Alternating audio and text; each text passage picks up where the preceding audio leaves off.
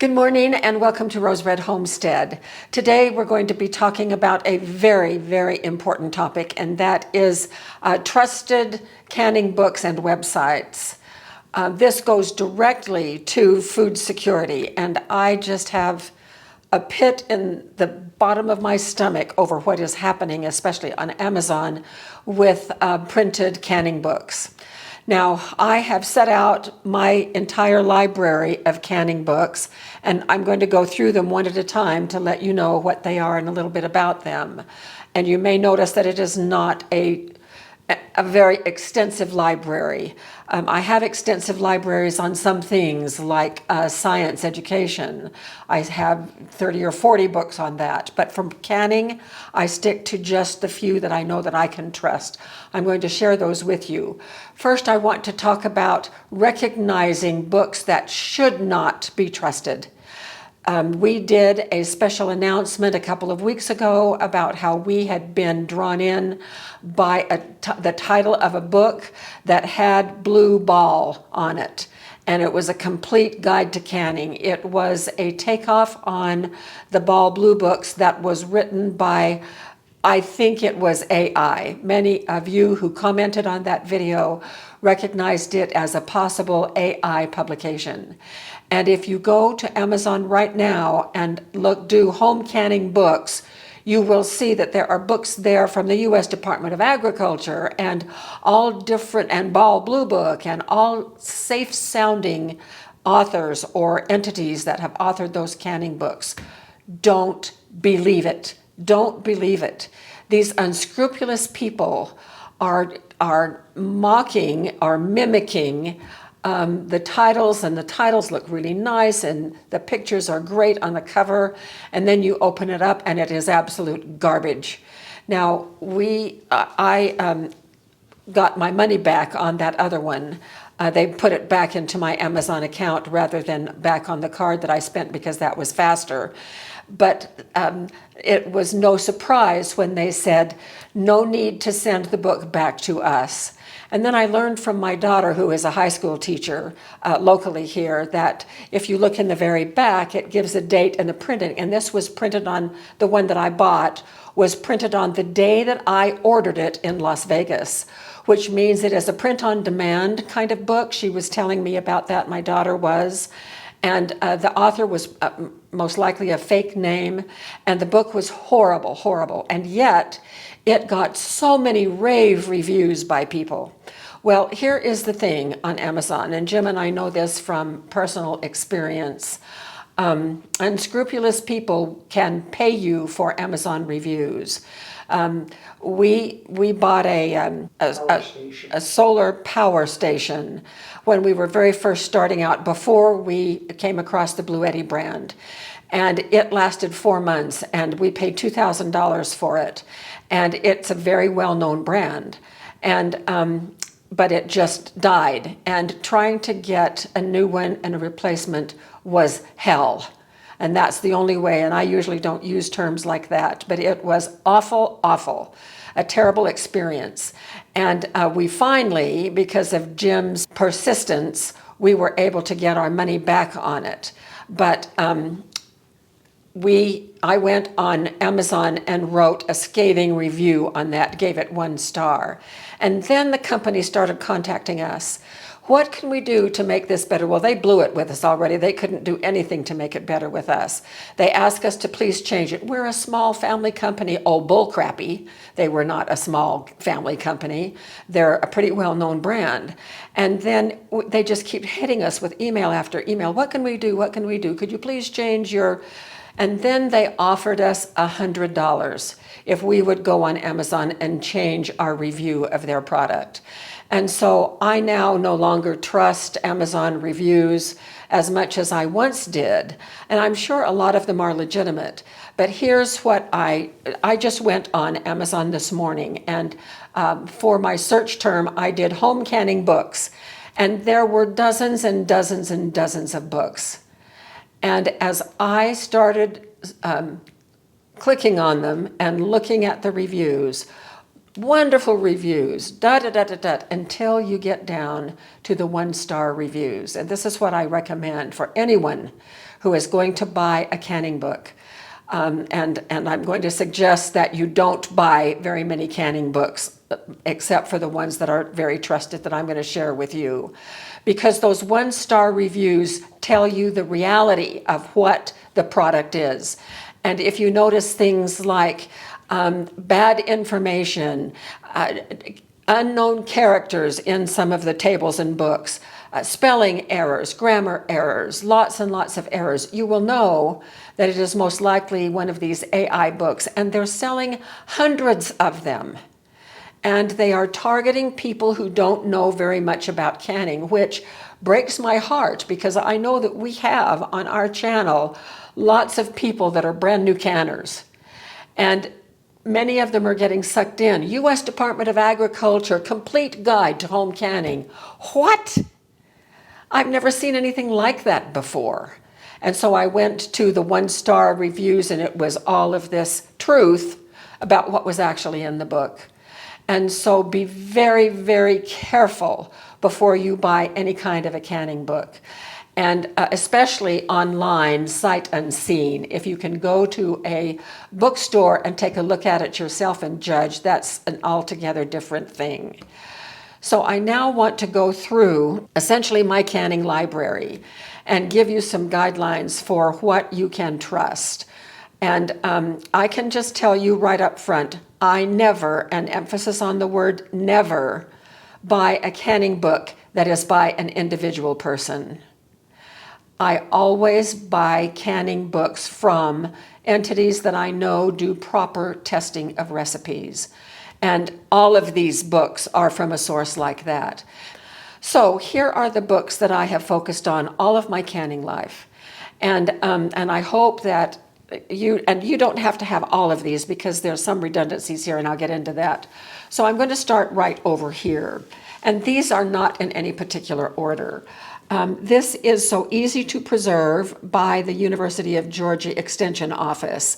And it is chock full of recipes. There are no pictures, but the information in this is solid, absolutely solid. And there are lots and lots of recipes here. Now, below this video, I am going to give you links where you can get all of these. I had to purchase this directly from the University of Georgia Extension. It was not carried by Amazon, and I had to wait 6 months to get it. But it is so good, it was worth that wait. And so it is a solid part of my library. Now, this one is the National Center for Home Food Preservation Complete Guide to Home Canning. This is the USDA publication for home canning. That's why the other fake ones on Amazon really jumped out at me as possible fakes, because this is what the USDA publishes. And so this is the 2015 version, and I still refer to it. If I were to open up the pages, you would see drips and water spatters and everything on the pages. I've used and used and used this. There are newer versions to this. And for the link for this book, I will put the latest version of it, and it's very inexpensive. However, the USDA, National Center for Home Food Preservation, and the University of Georgia have now collaborated together for the new National Center for Home Food Preservation, which is a collaboration between the USDA and the University of Georgia. And this entire book, the newest versions, plus a lot of other new things, are now online and accessible. And I have given you links to some of those recipes several times in this past year on the canning that I have done, because you can pull up anything and print that page, and you don't have to buy the book. You have the electronic version available free, and I will give you that link at the in the description of the video. Now, the USDA and University of Georgia are pretty straightforward. They're very demanding. They're very scientific in their approach, and while there is some imagination with some of the recipes, they're just very straightforward. Ball, on the other hand, has their own testing lab, and they have branched out into a lot of other fun recipes, a greater variety of types of things that you can do. But be sure that it is a true Ball Blue Book publication. And these are the ones that I particularly like. This all-new book of canning and preserving. This is one of these two are my main two things that I have referred to. We have done many videos from the recipes in this book. And then Jim, a couple of years ago, got this for me for Christmas or birthday, I don't remember, but this is also the Ball Complete Book of Home Preserving. There is some overlap here, but that's okay. There are more recipes here, fewer pictures, but a lot more versatility, so these two are really good. Then I have a couple of their booklets, and these both are Ball booklets too. This one is the Ball Blue Book Guide to Home Canning, Freezing, and Dehydrating, and this one is the Ball Blue Book Guide to Preserving. And these are, the publication on this one it just barely makes the cutoff. And by that, here's what I mean. By 2009, the U.S. Department of Agriculture, in their testing, had made some very significant changes to the procedures, to canning procedures, based on their testing. You know, canning is a science. And science is not static. Science information, science knowledge, like canning knowledge, grows as new technologies come into wide availability and use. And so we expect that in the future that there will be additional changes to canning. And that is why it is very important for us to stay current. So the recommendation is to not use any canning book that was published before 2009. When the USDA came out with all of that new testing information, Ball Blue Book immediately changed it. Bernardin, I'll get to in a minute, changed there. Everybody changed. Every trusted source changed their recipes to conform with the new information. And so anything that is newer than 2009 or newer, we can rely on at this point in time. So I have a Ball Blue Book from the 70s, probably my very first canning book. And of course I keep it for nostalgia purposes, but I don't use any recipes out of it anymore because they're not safe in terms of today's safety requirements. So these two are good little side books. And there are probably other Ball Blue books as well. So you can, if you're wanting to purchase some of these things, anything that is published by Ball. Now, I'm not claiming that everybody's publications across here are always perfect. There have been errors in every one of these books, and they have been caught and they have been subsequently changed. Online is the newest version of most things, but these are tested, whereas individuals cannot test their recipes. Even if they claim to follow USDA guidelines, unless they are using tested recipes for what they are talking about in their books, then they're not following USDA guidelines. Now, the last book, and I just probably about 4 years ago discovered Bernardin. Bernardin is the Canadian offshoot of Ball Book. And so Bernardin also has safe and tested recipes, which I have really, really enjoyed. Now, a lot of these recipes, they have to do with pickling and jams and jellies and compotes and all different kinds of things like that. Well, frankly, Jim and I don't use a lot of that. We do some pickling, we do some jams. But what I really am looking for is like main dish meals, like beef stew, or there's a Ball recipe for clam chowder base, and things like that we can use, savory recipes for pressure canning that are perfect for us putting on our food storage shelves to give us a protein base for meals that we might have to rely on if things go south and we're having to just eat what we have already stored. So I'm always on the search for those types of recipes. And some of these are, I've pretty much exhausted all the tested recipes that I could find for those types of things for our videos, but I still am on the lookout for good things. And I just discovered one from Ball that we have recently published, which was Louisiana red beans. And that one used bacon. And the recommendation generally is don't ever use bacon in your canning because it is a cured meat, like cured sausage. But this had andouille sausage, which was smoked, which is cured, and then the bacon, which is cured. And it was a tested recipe, safe, and we did it, and it was just delicious. Now, here's something that triggers my memory on that as well.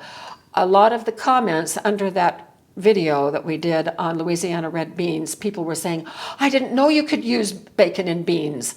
I'm going to do bacon in this recipe and I'm going to put bacon in that. Don't do that. Don't do that. We can't just do it by the seat of our pants. Just because it works in one recipe is not a guarantee that we can just use it indiscriminately in other recipes as well.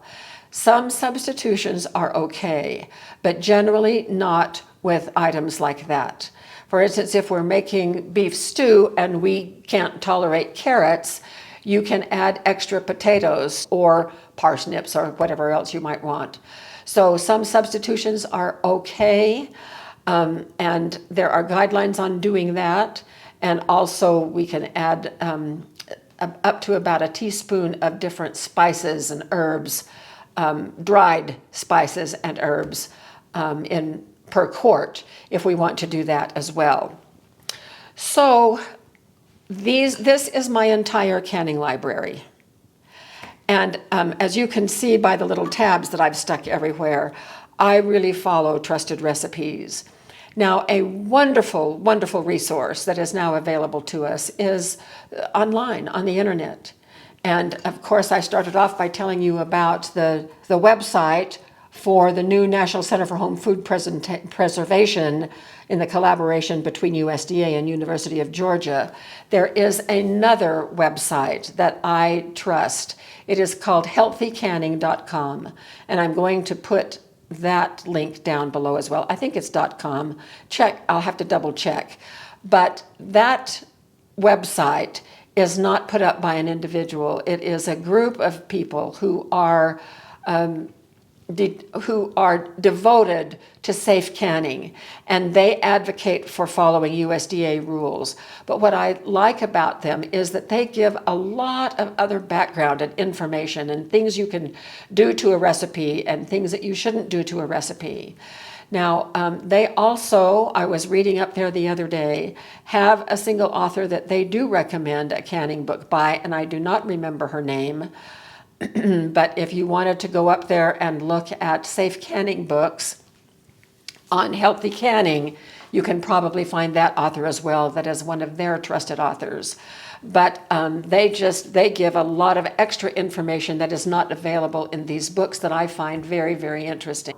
So the bottom line is this. We know that everyone on our channel is wanting to be a safe canner and wanting to consult the resources that are going to keep their families safe. We also recognize that, like so many other things, canning is under threat right now because of all of the AI books that are being published, and there are also a lot of things on YouTube and on the internet that are inaccurate and not safe. And so we need to stick together and keep one another safe by exercising wise choices in the references that we use for canning. These are all safe references. To spot some that are not, once again, we recommend just going to Amazon and checking. Click on one that you think is suspect, using somebody else's big and trusted name for their own purposes, and go down to where the comments start. There's always a little table that tells you what percentage of 5, 4, 3, 2, and 1 stars. If you click on the row that has the 1 stars, that will take you to all of the 1-star comments and read those comments, especially if they are a verified purchaser. That will be in red right there. It means they've purchased the book, they've looked at it, and they are giving you the information. Disregard all of the 5-star, 4 stars, because those people don't know what they're talking about if it is truly a fake book. Then also know that in the fake book that we bought, it did not include in the front what all of these books have in the front. Every one of these books has a chapter or more in the front of them talking about the safe canning process and procedures, how to do water bath canning, how to do pressure canning, how to tell high acid foods from low acid foods, and so forth. Those chapters are critical and really good and trusted information, and they are missing, at least from the book that we were tricked into getting. So we are right there with you in hoping that we can keep one another safe. And you can add to the comments anything else that you think that we could be on the lookout for. That's it for this topic. Just want to remind you that our next video is going to be on something that we are really excited to share with you. For a long time, Jim and I have been worried about if we have to bug out, which means if we have to suddenly leave our home because of a threat of some kind that would take our lives. And we just grabbed our bug out stuff and jumped in our truck and headed out for a few days until it got settled. We wondered about how we are going to keep our electronics charged, because that's going to be a major source of information for us. We have solved that problem, and we're going to share that video with you. So thank you so much for being with us. We appreciate our community so very much, and let's keep each other safe. And we will see you soon for more videos.